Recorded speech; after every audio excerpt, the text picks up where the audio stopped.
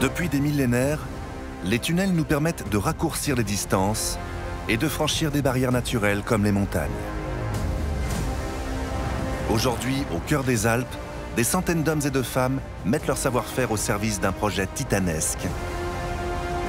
Bâtir le plus grand tunnel ferroviaire au monde, le Lyon-Turin. Creuser ce tunnel, c'est beaucoup plus compliqué que creuser le tunnel sous la Manche. On y va! Au sein d'un chantier pharaonique, ces bâtisseurs inventent et testent toutes les techniques pour vaincre la montagne et construire l'ouvrage du siècle. On est tout le temps en train de modifier, adapter, réparer, entretenir. La montagne va décider et nous, on va s'adapter à la montagne. Dans les profondeurs, l'une des machines les plus puissantes au monde, un tunnelier, creuse à travers les terrains les plus coriaces du massif. C'est extrêmement rare d'avoir des machines aussi puissantes. Aux côtés de ce monstre de métal, des ingénieurs, des géologues et des mineurs accomplissent des prouesses quotidiennes grâce à un arsenal d'engins insolites. Dans un environnement dangereux, ils doivent identifier la nature du terrain avant chaque avancée.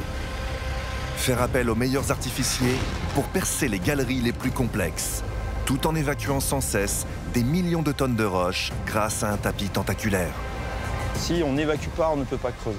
On est à un débit d'environ 1200 tonnes de matériaux excavés par heure. Pendant 4 ans de chantier, ces mineurs de l'extrême ont relevé tous les défis technologiques et logistiques pour remplir une mission stratégique, poser les premières fondations d'un ouvrage destiné à traverser les âges. Nous vous emmenons dans les entrailles du projet le plus complexe et le plus ambitieux d'Europe, le tunnel Lyon-Turin.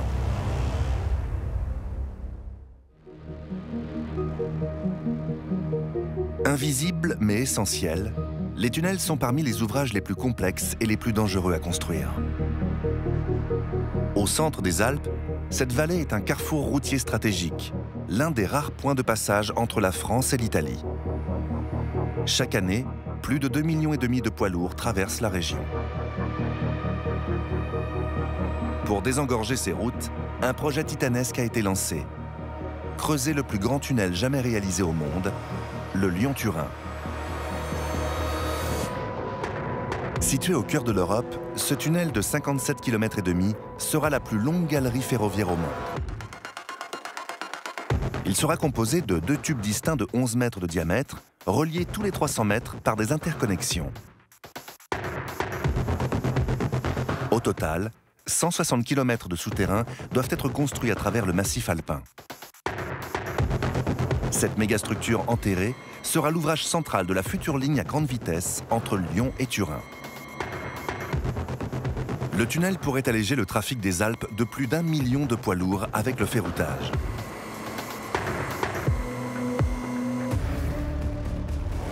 Mais ici, le terrain est tellement difficile et instable que construire ce tunnel représente un véritable exploit.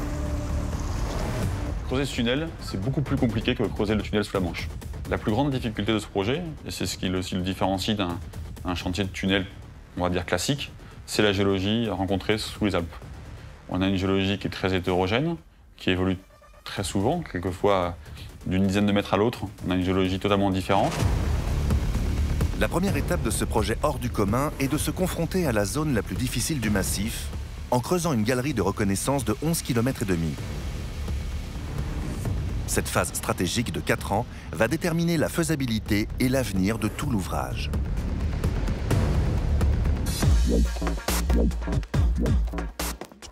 Sur les 160 km de galerie prévue, les géologues ont identifié une zone spécialement critique dans le massif. Sur 11,5 km, des roches extrêmement dures sont alternées avec des roches beaucoup plus molles. Il s'agit d'une section extrêmement complexe qu'il faut percer par tous les moyens avant d'aller plus loin.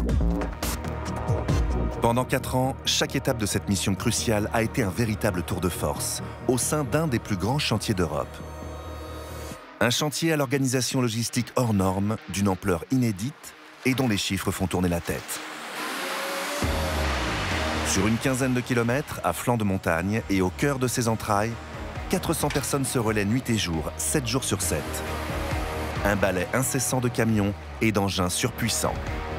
Par dizaines de milliers, de gigantesques éléments préfabriqués sont alignés comme à la parade, prêts à rejoindre les profondeurs.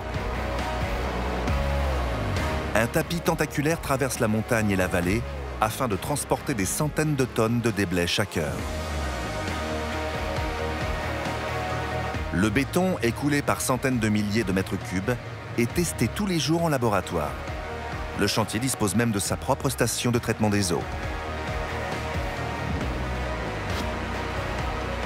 Et sous terre, sous plusieurs centaines de mètres de roches, les mineurs utilisent des machines insolites et surdimensionnées pour creuser le massif alpin. Le chef d'orchestre de cette organisation logistique démesurée, c'est Florent Martin. Depuis le début de nos excavations, on a rencontré une multitude d'événements, plus ou moins importants, mais qui ont chaque fois nécessité la mise en place de techniques particulières et de savoir-faire. Pour faire face à toutes les situations, les équipes appliquent un processus rigoureux. Creuser mètre par mètre la montagne, évacuer en parallèle des milliers de tonnes de déblais et produire en flux tendu les fondations du futur tunnel.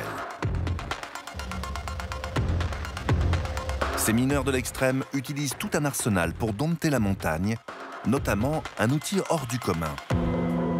Ici, on utilise un tunnelier qui peut s'apparenter à une grosse perceuse.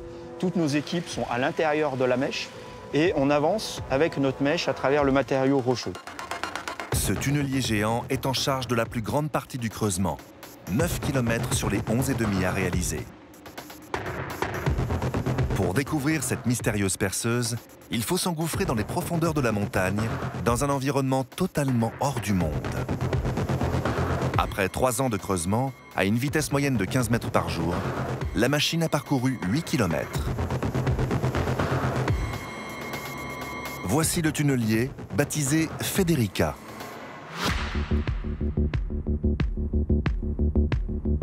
Quand on pénètre à l'intérieur de ce colosse de métal, il est difficile d'imaginer sa taille, tant la machine fait corps avec la montagne. Plus grand qu'un terrain de football, avec ses 138 mètres de long et haut comme un immeuble de 4 étages avec ses 11 mètres de diamètre, ce tunnelier pèse 2300 tonnes. À l'avant de la machine, la roue qui brise la roche cumule 300 tonnes. Juste derrière, le cylindre d'acier qui protège la machinerie pèse 1000 tonnes, soit l'équivalent de plus de 800 voitures. Ce tunnelier est aussi le plus puissant du monde. Federica est propulsé par 14 moteurs de 350 kW chacun, c'est-à-dire l'équivalent de 8 Formule 1 à plein régime. Cette puissance lui permet de creuser 15 à 20 mètres par jour, d'évacuer la roche, tout en assemblant les fondations du tunnel. C'est une machine qui a été surdimensionnée, puisqu'on évolue dans un contexte géologique compliqué, un peu incertain, lié aux grandes couvertures. Et donc, on a surdimensionné la machine, tant d'un point de vue vérin de poussée qu'au niveau de la motorisation. C'est extrêmement rare d'avoir des machines aussi puissantes. Enfermé sous plus de 800 mètres de montagne, voire même 2000 mètres par endroit, le tunnelier doit toujours avancer, coûte que coûte. Il n'y a aucune marche arrière possible. Et d'ailleurs, plus on avance vite et plus on avance régulièrement, plus c'est facile d'excaver. Pierre-Antoine Davanne est l'ingénieur en charge de Federica. Il a suivi sa conception, sa fabrication, ses premiers mètres, et il dirige l'exploitation au quotidien de ce monstre souterrain. Son aventure a commencé 4 ans auparavant, début 2016, quand le tunnelier est arrivé sur le chantier.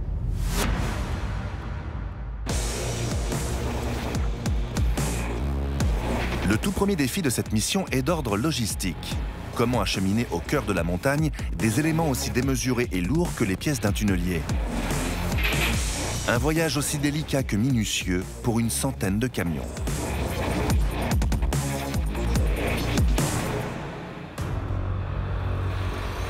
Mais ce sont les derniers mètres qui ont été les plus difficiles. Les plus gros convois sont descendus sur 2,5 km, en marche arrière, sans visibilité, alors que les gros colis passaient à seulement quelques centimètres des parois des souterrains existants. Une manœuvre périlleuse qui prend à elle seule 2 bonnes heures par élément.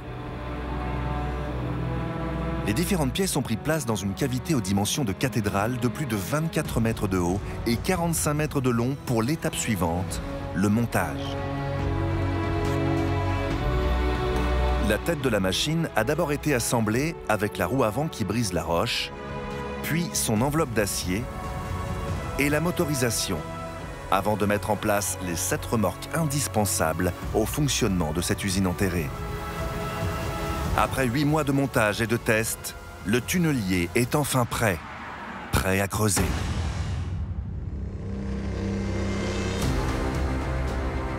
Au printemps 2019, le tunnelier Federica entame le 9e kilomètre de sa mission de reconnaissance.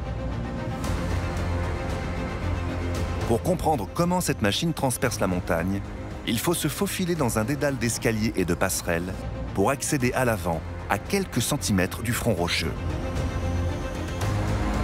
Donc là, on traverse le bouclier et on arrive au niveau de la roue de coupe. La roue de coupe, c'est cette structure ici. Et le terrain est vraiment juste devant. C'est un petit peu le cœur de la machine. Parce qu'en fait, tous les équipements dont dispose la machine, à la fin, ça sert quand même à faire tourner la roue de coupe, exercer une pression sur le terrain, faire éclater la roche et l'acheminer en dehors du tunnel. Dans un raffut terrible et un tremblement incessant, chaque phase de creusement dure une trentaine de minutes. 30 minutes pour broyer précisément 1,50 m de roche sous la combinaison de 2 forces phénoménales, la poussée horizontale de la machine et la rotation de sa partie avant.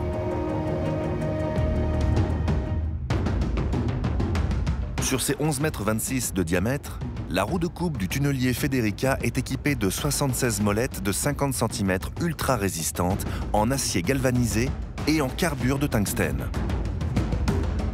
Orientés selon un angle spécifique, ces disques agissent comme des lames qui fracturent le terrain en appuyant et en tournant sur la roche.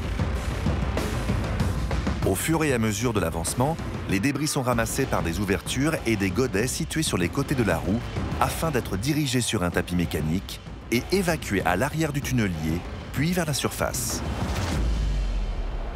En termes techniques, on parle de marinage. Cette évacuation de la roche est l'un des points névralgiques du tunnel Lyon-Turin. Le défi est immense. Sur les 11 km et demi, environ 1,3 million de mètres cubes de roches sont sortis de la montagne. Si cette mission aboutit, c'est environ 19 millions de mètres cubes de pierre qu'il faudra évacuer, soit l'équivalent d'un monticule de 270 mètres de large et 1000 mètres de haut. On est à un débit d'environ 1200 tonnes de matériaux excavés par heure. Donc 1200 tonnes de matériaux, c'est l'équivalent de 120 camions par heure que l'on doit gérer et traiter. Depuis le tunnelier, à plusieurs kilomètres de la surface, une grande bande de caoutchouc se déroule au fur et à mesure que la machine avance. Ce tapis transporte les déblais à la vitesse de 1200 tonnes par heure jusqu'à une zone tampon où ils sont stockés dans de grands réservoirs, les trémies, avant d'être dirigés vers un autre tapis qui les évacue à la vitesse de 800 tonnes par heure jusqu'à la surface. Puis enfin, jusqu'au site de triage, 3 km plus loin. Au total, le tapis convoyeur est une infrastructure tentaculaire qui s'étend sur près de 15 km. Avec une telle distance, les risques de panne sont démultipliés.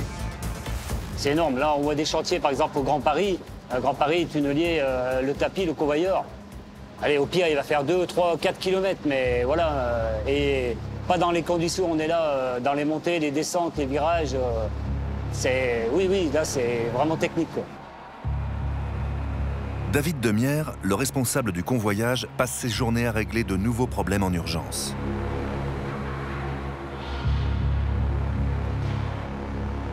Aujourd'hui, un trou a été repéré sur le tapis. Il faut effectuer une vulcanisation, c'est-à-dire une sorte de soudure entre 2 morceaux de caoutchouc. Rien de très difficile, mais le temps presse, car le creusement doit reprendre au plus vite. Si on n'évacue pas, on ne peut pas creuser. C'est clair. Parce que sinon, on va s'enterrer, on va être une taupe. Juste à la sortie du tunnel, tous les débris évacués transitent par une zone de tri avant d'être séparés plus loin dans la vallée. C'est le domaine de la géologue Anaïs Barrel. Les matériaux sont analysés par ces 2 appareils. Ensuite, ces 2 appareils décident de la destination finale des matériaux. Ces 2 appareils sont des dispositifs optiques capables d'identifier précisément la nature de la roche. Une première caméra analyse d'abord la couleur dominante des déblais. Une seconde caméra scanne ensuite les pierres et détermine leur taille en temps réel. Les résultats de ces analyses sont transmis 3 km plus loin, tout au bout du tapis de convoyage qui traverse la vallée. Sur le site de dépôt, ces gigantesques ponts articulés appelés des sauterelles orientent les pierres en fonction de leur qualité.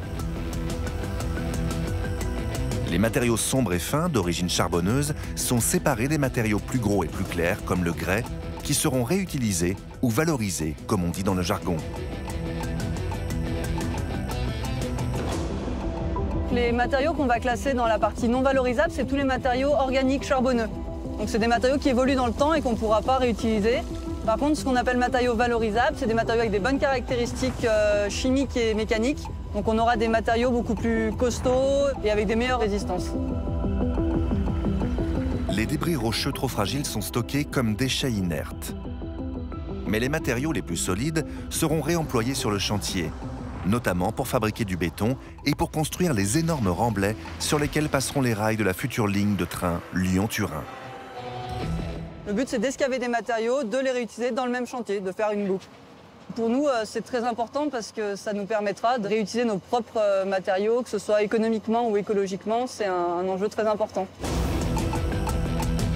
Organiser ce gigantesque circuit d'évacuation est un défi pour ces spécialistes de la roche.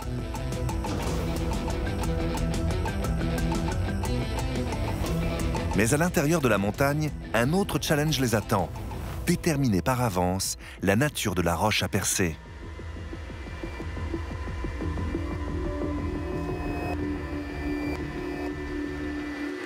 Tous les 2 jours, le tunnelier s'arrête de creuser quelques heures afin d'effectuer une opération stratégique, un sondage de reconnaissance.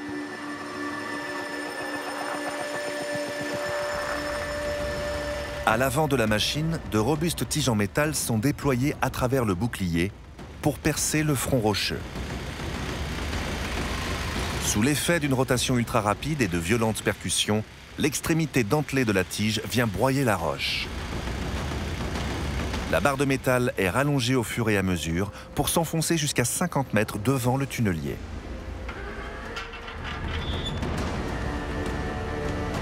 Les débris sont évacués grâce à de l'eau sous pression. Tels des chercheurs d'or avec leur tamis, les géologues entrent en action.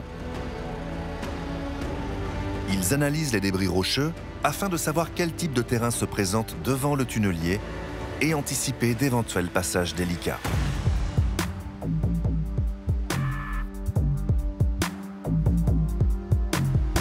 Pour connaître la montagne de façon encore plus précise, plusieurs prélèvements de grande envergure sont pratiqués au fur et à mesure de l'avancement. Ces extractions s'appellent des carottages exploratoires.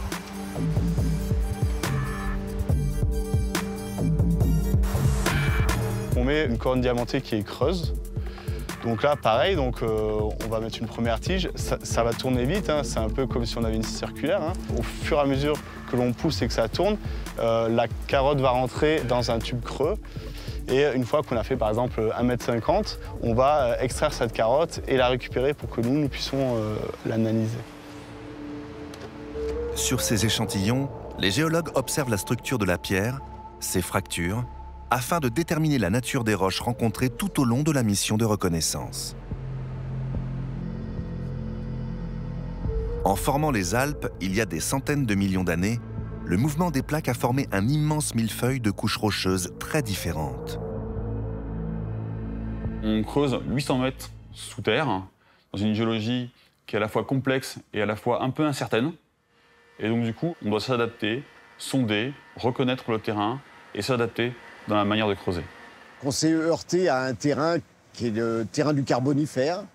Sa particularité, c'est d'être un terrain très très changeant, avec des passées charbonneuses et argileuses, souples et convergentes. C'est-à-dire un terrain qui se déplace et qui se referme au fur et à mesure qu'on l'ouvre.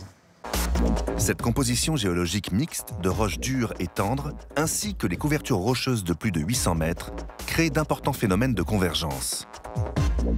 Le trou creusé a immédiatement tendance à se refermer sous la pression de la montagne. C'est le cas principalement dans une zone critique de 2,5 km au tout début du tunnel de reconnaissance. Le tunnelier passe pas à cet endroit-là. Si on mettait un tunnelier à cet endroit-là, le terrain se refermerait sur lui et le tunnelier serait coincé. Pendant que Federica poursuit son trajet, ces 2,5 km très complexes sont creusés en parallèle grâce à un tout autre savoir-faire.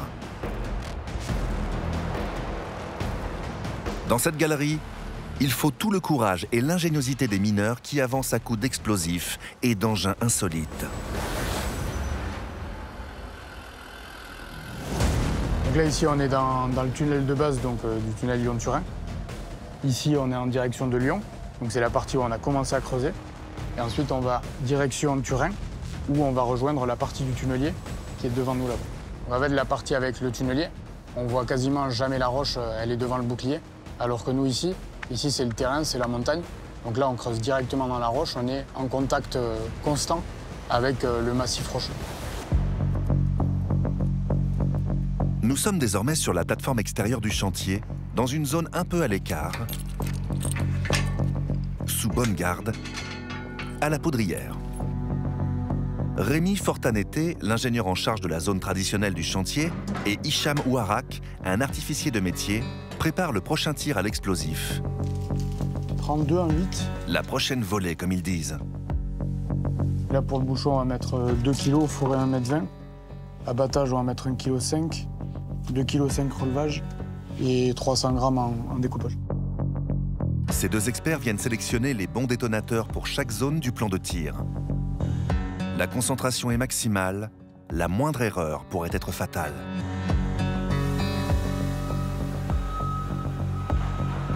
Chaque creusement à l'explosif suit le même processus. Tout d'abord, un jumbo, un énorme tracteur doté de 3 bras articulés, vient percer 190 trous de 1,20 m de profondeur dans le front rocheux.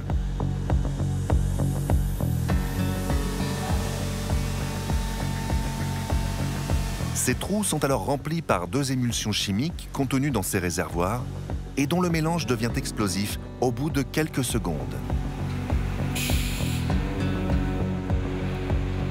Les détonateurs sont enfin positionnés, puis reliés à l'instrument de mise à feu situé à bonne distance, à plus de 50 mètres de recul. Une fois rechargé en courant électrique manuellement, c'est la mise à feu.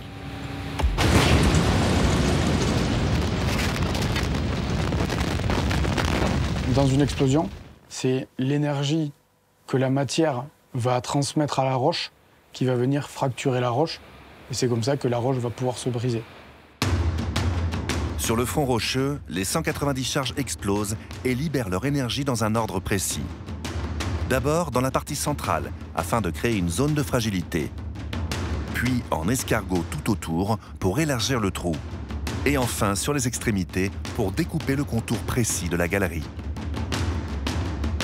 Pour obtenir le maximum de dégâts, les mises à feu des charges suivent un séquençage minutieux, avec un retard de 25 millisecondes par zone cible.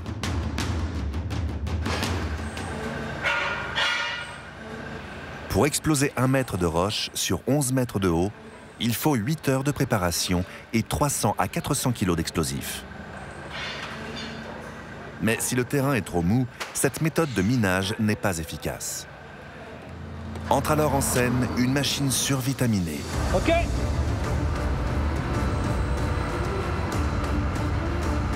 Cet engin est un BRH, un brise-roche hydraulique. Une chenille de 35 tonnes dotée d'un bras de 9 tonnes alimenté à l'eau sous pression. Un super marteau-piqueur. À 2 BRH, il faudra environ 8 heures de travail pour excaver 1 mètre de roche, en commençant l'attaque par le bas du front rocheux, avant de progressivement remonter. Une fois la montagne percée, c'est le début d'un nouveau cycle de travaux, absolument crucial pour la sécurité des travailleurs et l'avancée du tunnel. Il faut renforcer et soutenir au plus vite les parois avant qu'elles ne s'effondrent sous la pression des mouvements de la montagne. Après avoir creusé sur 1 mètre, la priorité est de confiner le front rocheux avec une première couche de béton, puis de renforcer les contours de la galerie. Sur la voûte, 12 boulons de 8 mètres sont insérés et scellés afin de maintenir la roche supérieure en compression. Une quarantaine de nouveaux boulons de 8 mètres sont ensuite forés tout autour de la circonférence afin d'accrocher les plaques de métal qui vont bloquer la roche.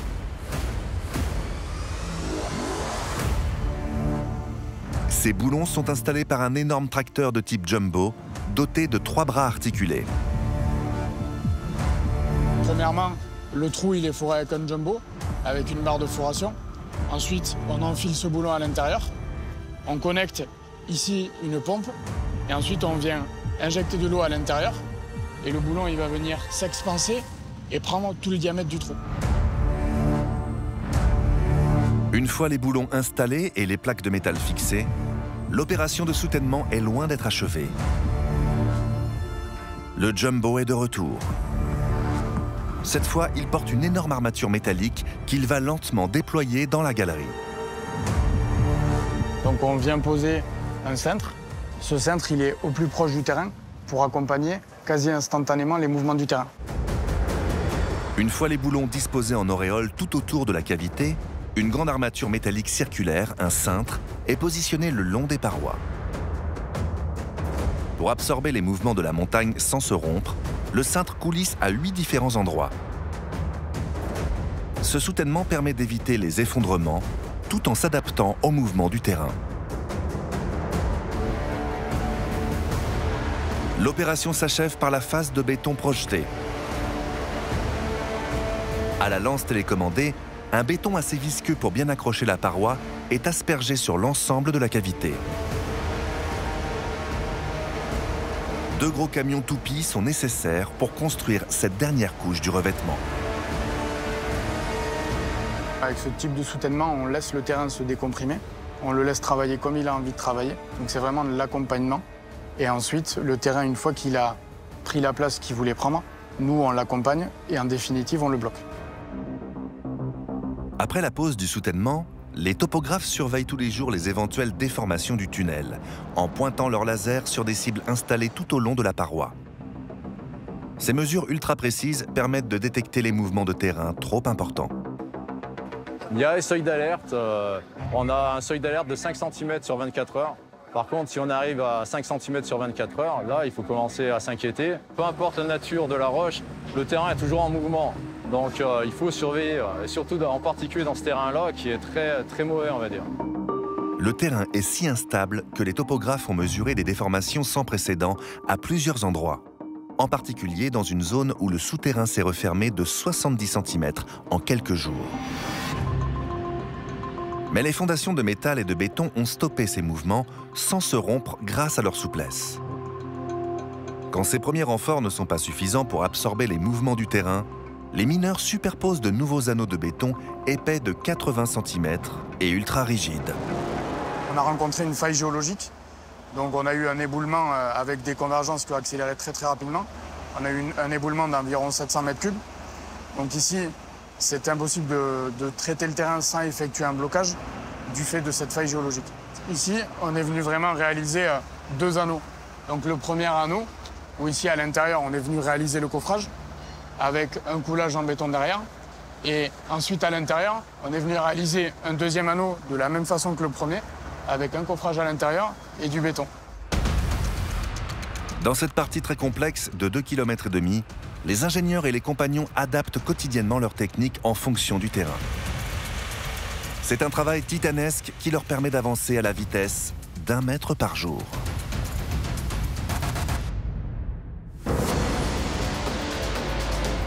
Quelques kilomètres plus à l'est, le tunnelier creuse 15 mètres par jour en direction de Turin. Moins de 3 ans après son départ, il a avalé 8,5 km sur les 9 de sa mission de reconnaissance. Durant ce parcours, il faut également protéger les hommes et les équipements contre les éboulements. Toute la partie avant de la machine est renforcée par une robuste coque de 7 cm d'acier. C'est le bouclier. Le bouclier, c'est une structure métallique qui fait plus de 1000 tonnes. Et donc, c'est la partie la plus lourde de la machine parce que c'est là où transitent les plus grands efforts pour faire avancer la machine. Et c'est là où transitent également des efforts importants du terrain en cas de convergence ou si un bloc se mettait à tomber sur le bouclier. Mais juste derrière ce bouclier, le terrain pourrait se refermer et il faut poser très vite de solides fondations. Nous rencontrons donc des terrains difficiles, très peu homogènes et poussants. Donc on avait la nécessité de creuser et de mettre immédiatement après le creusement un revêtement. Ce revêtement, c'est cette immense charpente de béton composée de milliers d'anneaux successifs. Un anneau est constitué de 9 éléments qui s'emboîtent entre eux et que l'on appelle des voussoirs. Seuls 2 éléments ont une forme différente, la clé de voûte qui referme l'anneau et le radier qui forme le plancher du tunnel. Chaque anneau mesure 1,52 m de large d'un côté et 1,48 m de l'autre. Cette structure légèrement biseautée permet de corriger la trajectoire et de prendre des virages. La difficulté était de dire, est-on capable de mettre en place ces anneaux avant que le terrain se soit refermé sur la machine? Et comment nous allions nous assurer que ces anneaux allaient résister et résister sur des efforts qui vont durer 100 ans. Le premier défi est d'approvisionner le chantier en continu avec un nombre d'anneaux colossal. Sur les 9 km de reconnaissance du tunnelier, près de 6 000 anneaux, soit 56 000 voussoirs, sont nécessaires. Ce sont plus de 400 000 tonnes de béton et d'acier qu'il faut fabriquer et installer en 3 ans. Là, on est dans le stockage provisoire de nos voussoirs qui vont alimenter le tunnelier. Ces voussoirs ont été fabriqués à quelques kilomètres d'ici, dans une usine spécifique, et sont livrés par camion tous les jours. Nous sommes à 2 km du chantier principal, dans l'usine à voussoirs. Un lieu spécialement réhabilité pour produire en flux tendu les fondations du tunnel Lyon-Turin. Le processus de fabrication est organisé pour tenir une cadence de 10 anneaux complets par jour, soit 90 pièces pesant jusqu'à 8 tonnes. Voici l'atelier de soudure, où sont assemblées les armatures métalliques des futurs voussoirs.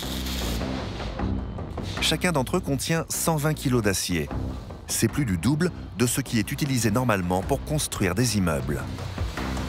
Un bâtiment qui tient par son propre poids, donc il doit tenir un petit peu au vent, à la neige, à la pluie, donc ce sont des contraintes qui sont relativement légères par rapport à ce que nous, on peut avoir un appui du terrain sur l'anneau complet, sur le voussoir, donc sur le béton. Le voussoir va tenir le terrain derrière le tunnelier, donc il va être comprimé, mais dans les efforts de compression, il y a aussi de la flexion, donc c'est pour ça qu'il y a des aciers dedans, pour pouvoir tenir cet effort-là. Ces carcasses métalliques rejoignent ensuite l'autre partie de l'usine où 45 moules tournent dans un grand manège continu. Chacun de ces moules est scrupuleusement vérifié. La précision est cruciale pour la solidité du tunnel.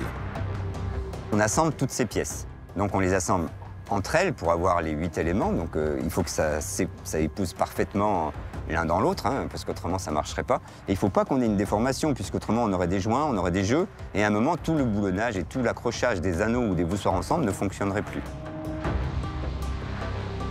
Une fois l'armature d'acier déposée dans son moule, vient le remplissage. Pour les 6 000 premiers anneaux du tunnel, il faut environ 165 000 mètres cubes de béton.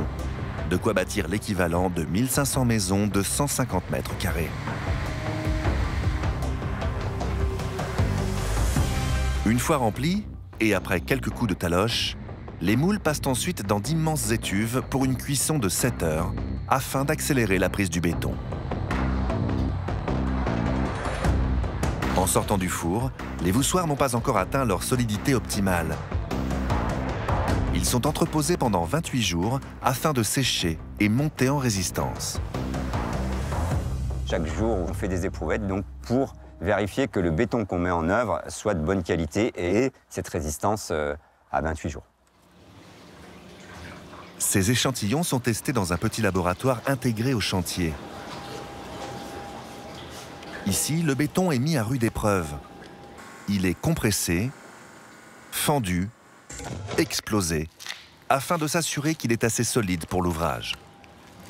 Dans le tunnel, un seul maillon faible pourrait mettre en péril toute la structure. Une fois que les voussoirs sont arrivés à maturité, ils sont transportés par camion à l'entrée du tunnel où les attendent un nouveau drôle d'engin. Un immense pont de levage vient placer les blocs de béton, anneau par anneau, sur des TSP, des trains sur pneus. Long d'une trentaine de mètres, ce convoi de 120 tonnes s'engouffre alors dans la montagne. En route pour le tunnelier, après 3 ans de creusement, il ne lui reste plus que 500 mètres à parcourir pour valider la suite du projet Lyon-Turin. Le TSP a été spécialement conçu pour se faufiler à l'intérieur de Federica. Cette méga machine n'est pas seulement capable de percer la montagne, elle installe en même temps les 6000 premiers anneaux du tunnel.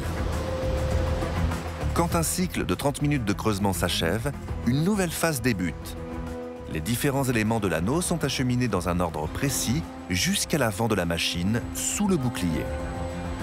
À partir de là, un gigantesque bras articulé doté d'une ventouse surpuissante prend le relais. Son nom, l'érecteur à voussoir.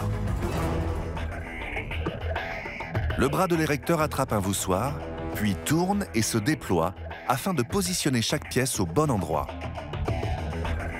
Une fois à leur place, les voussoirs gardent leur position grâce à de puissants vérins jusqu'à ce que l'anneau soit refermé par sa clé. Le radier est alors installé. La pose d'un anneau complet dure une vingtaine de minutes.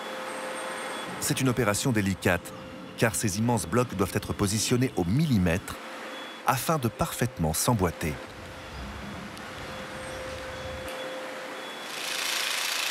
Une fois les voussoirs encastrés, l'anneau est installé et le tunnelier peut entamer une nouvelle phase de creusement. Cet anneau béton nous permet une mise en sécurité, puis notre tunnelier vient prendre appui sur cet anneau béton pour chercher son appui et pouvoir pousser contre la roche. Un tunnelier, c'est comme quand on skie. Pour pouvoir tourner, pour pouvoir avancer, pour pouvoir virer, il faut avoir des appuis. Il faut pouvoir prendre appui sur quelque chose. Quand on n'a pas d'appui, on ne peut pas diriger et on ne peut pas avancer. Pour se propulser vers l'avant, la machine actionne ses 44 vérins de poussée qui prennent directement leurs appuis contre le dernier anneau de béton installé. L'avancement du tunnelier permet alors d'éjecter cet anneau hors du bouclier. Il reste une dernière opération pour achever la pose de l'anneau. La roue de coupe qui creuse le terrain a un diamètre de 11,25 m. L'anneau béton que l'on pose a un diamètre extérieur de 10,80 m. Ça veut donc dire qu'il y a 45 cm de vide entre le terrain et l'anneau béton. Pour remplir cet espace vide, les ingénieurs utilisent une mixture très innovante. 2 composants fluides sont injectés en parallèle à travers l'anneau. Un coulis de ciment d'un côté et un accélérateur de prise de l'autre. Quand les 2 produits se rencontrent, le mélange se transforme en une pâte qui devient aussi solide que du béton en seulement 8 secondes. L'ouvrage fait désormais corps avec la montagne. Ces robustes fondations bloquent les éboulements et absorbent les pressions phénoménales du massif. Tel un gigantesque ver de terre mécanique, la machine alterne inlassablement les phases de creusement de 1,50 m et les cycles de pose pour percer la roche tout en construisant les fondations du tunnel Lyon-Turin à la vitesse de 15 mètres par jour. Protégé par son ouvrage, le tunnelier avance à l'abri des éboulements. Mais ces mineurs de l'extrême ne doivent jamais se relâcher. Sur ce chantier démesuré, chaque petit détail compte, surtout dans les entrailles de la montagne où les équipes travaillent dans un milieu hostile. Il y a beaucoup d'humidité, il y a la chaleur, le travail est physique, c'est dur de rester 8 heures ou 9 heures dans ce milieu, on est très vite fatigué. On ne peut jamais se relâcher, on n'a pas des phases de ralentissement où on peut dire, eh bien, on peut être moins attentif ou moins exigeant. Dès qu'on a un relâchement, ça se traduit toujours par soit des problèmes techniques, soit des problèmes de sécurité, ou les deux en même temps. Dans ces galeries enfouies à plusieurs kilomètres de la surface, l'air est irrespirable et la chaleur insupportable. Il fait près de 40 degrés. Le travail serait impossible sans cette immense gaine jaune qui surplombe la galerie. Elle apporte 50 000 litres d'air frais par seconde.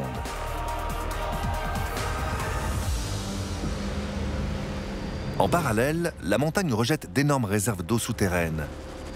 Pour se préserver de l'inondation, une infrastructure surdimensionnée permet de pomper et traiter entre 150 et 1000 litres par seconde. Mais sous terre, la plus grande crainte est l'incendie. Le tunnel est truffé de capteurs surnommés les reniflards, permettant de détecter les émanations de gaz inflammables. En cas d'incendie, ces galeries confinées se remplissent en quelques minutes de fumée asphyxiante et il faut rejoindre au plus vite l'une des chambres de survie installées tous les 1000 mètres. Ces caissons hermétiques sont équipés pour rester confinés en toute autonomie à une vingtaine de personnes pendant 24 heures. Creuser le tunnel Lyon-Turin dans cet environnement extrême est un défi quotidien. Rares sont ceux qui peuvent supporter ces conditions et encore plus rares sont ceux qui peuvent piloter ces colosses des souterrains. Après 3 ans de creusement, il ne reste que quelques centaines de mètres à percer pour le tunnelier. L'opération est dirigée depuis la cabine de pilotage à l'avant de la machine, quelques mètres juste derrière la roue. Aux commandes aujourd'hui, c'est Pierre Gaspard. Ce jeune pilote est capable de manœuvrer avec doigté cette machine aussi monumentale que puissante. Mais comment s'y prendre alors que l'on est aussi myope qu'une taupe? Attention, démarrage tapis. Les équipes sont sur le pont. Le tapis convoyeur est enclenché, prêt à évacuer la roche broyée. La phase de creusement peut maintenant commencer.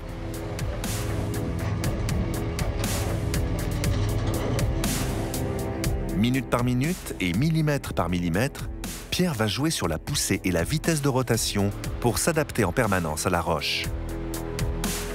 Actuellement, on avance à 40 mm minute. En fonction du terrain, on s'adapte. Si le terrain est vraiment très dur, où on a du mal à creuser pour éviter de forcer trop sur la machine, on va réduire la vitesse.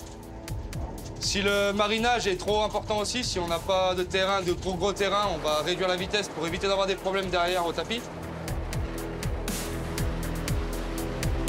Pour affiner sa conduite, le pilote surveille plusieurs paramètres, comme la puissance nécessaire pour briser la roche ou le rythme d'évacuation des déblais.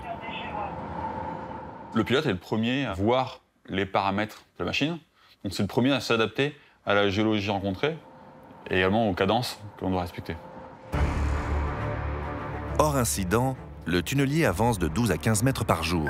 Équipe tapis pour Pierre. Il lui arrive d'avoir des pointes de vitesse à 20 mètres par jour, ce qui est considérable dans un terrain aussi complexe. Mais en plus de tenir la cadence, le pilote doit aussi conserver la bonne trajectoire. Alors on a une visée laser qui nous part d'un point que les topos le matin mettent en place, avec une visée laser qui arrive jusqu'au bouclier pour nous donner le guidage en temps réel qui est calculé à peu près toutes les 30 secondes. Suite à ça, ça nous donne une tendance verticale de la machine, horizontale aussi de l'inclinaison et notre destination sur toute la longueur du tracé. Sur une distance de 5 km, le tunnel ne doit pas dévier sa trajectoire de plus de 25 cm. À chaque creusement de 1,50 m, la marge d'erreur est inférieure à 50 mm. Cette précision est d'autant plus importante qu'à terme, il faudra que les 2 tubes de 57,5 km soient parfaitement alignés. C'est toujours très fin la façon de piloter. C'est qu'on ne peut pas donner un virage brusque, c'est impossible, hein. On a des trains qui vont passer après plus tard. Donc quand on commence à sentir que la machine commence à partir, on donne des tendances et des orientations à la machine pour la ramener dans la bonne direction sur une distance donnée, afin d'éviter tout angle, tout gros départ de la machine, qui pourrait aussi la mettre en difficulté. Affiner sa poussée, contrôler l'évacuation des roches, poser les fondations et garder le cap. Le pilotage de ce colosse des souterrains est une véritable prouesse au quotidien.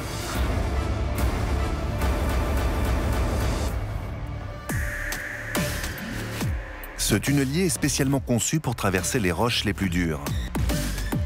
Sur la face avant de la machine, les molettes qui fracturent la pierre sont en carbure de tungstène, l'un des matériaux les plus résistants au monde. Mais la roche est si dure qu'il faut se faufiler à l'intérieur de la structure tous les jours pour vérifier leur niveau d'usure.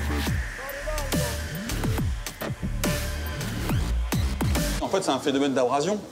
Nous, on vient claquer la roche, et donc du coup, on force dessus et on crée de l'abrasion sur les molettes. Ces pièces stratégiques sont régulièrement remplacées. Une opération de routine loin d'être anodine, quand chacune d'elles pèse près de 200 kg. Mais si on peut réparer la mèche de cette perceuse, on ne peut pas en changer quand le terrain se transforme radicalement et devient notamment très tendre. On dispose que d'un seul tunnelier. Une fois qu'on a commencé à creuser, il faudra que ce tunnelier s'adapte à toutes les géologies rencontrées. Donc à titre d'exemple, quand on utilise une perceuse, quand on met une mèche à bois, elle fonctionne très bien dans le bois, elle fonctionne très mal dans le béton. Une mèche à béton, qui fonctionne très bien dans le béton, fonctionne très mal dans le bois. Nous, on a un vrai problème de mèche, c'est-à-dire que notre mèche, elle doit forer et dans le bois et dans le béton. Dès le début du chantier, la Roche des Alpes a posé des problèmes aux équipes du tunnel Lyon-Turin. Début 2017, après quelques semaines de creusement, le tunnelier a été stoppé net. J'ai rien touché, j'ai arrêté tout seul. Il vient d'entrer dans une faille géologique très friable.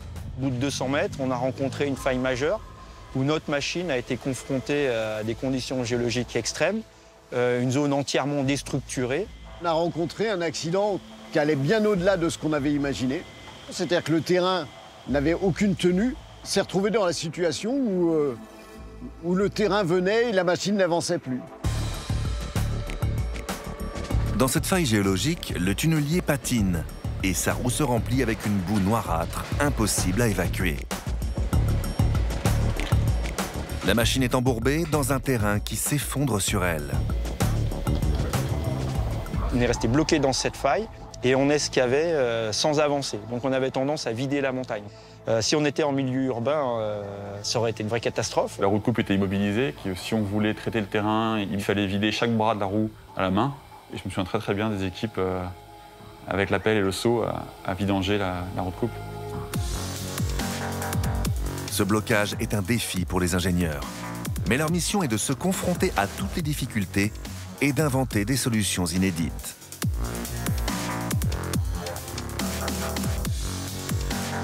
Dans un premier temps, la roue située à l'avant est reculée de quelques mètres pour aménager des espaces d'intervention aux techniciens qui commencent par boucher les ouvertures latérales afin de limiter la quantité de matériaux à évacuer. Dans un second temps, les outils de sondage géologique sont utilisés pour s'enfoncer dans la roche sur plusieurs dizaines de mètres et y injecter des coulis de ciment et de la résine, ce qui permet de consolider la zone au-dessus et devant le tunnelier. On a reconstitué un ensemble homogène qui nous a permis donc d'arracher des matériaux tout en maintenant une certaine stabilité périphérique. Il aura fallu en tout 4 mois pour adapter la machine au terrain, puis ensuite adapter le terrain à la machine.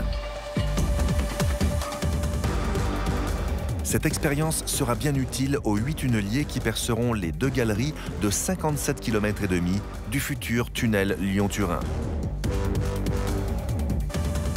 Pendant 4 ans de travaux, l'adaptation permanente des techniques a été nécessaire pour creuser sans être bloqué, mais également à chaque étape de ce chantier d'une envergure exceptionnelle.